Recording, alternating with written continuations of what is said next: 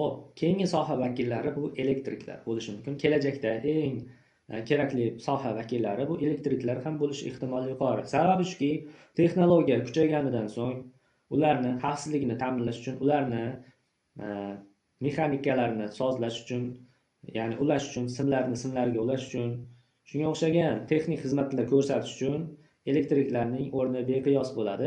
Barcha tizim elektrlashgandan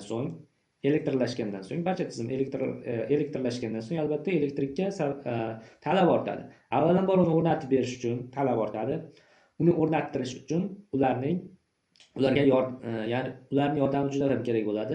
Tizimni ya'ni ulab berish uchun albatta tok kerak. Elektr manbai kerak. Butun texnologiyalarni boshqarish uchun elektr manbai kerak. Albatta, elektr manbaiga elektriklar yaxshi tushunadi va ushbu soha vakillari bemalol kelajakda o'zini o'rnini topish ehtimoli yuqori. Barcha texnologiyalarni o'rnatib berish uchun, masalan, ya'ni nima desa bo'ladi, ya'ni sun'iy intellekt yordamida yaratiladigan kameralarni, sun'iy intellekt orqali boshqariladigan kameralarni o'rnatish uchun ular yordami kerak bo'ladi. Butun jamiyatga, butun davlatga ularning yordami kerak bo'ladi.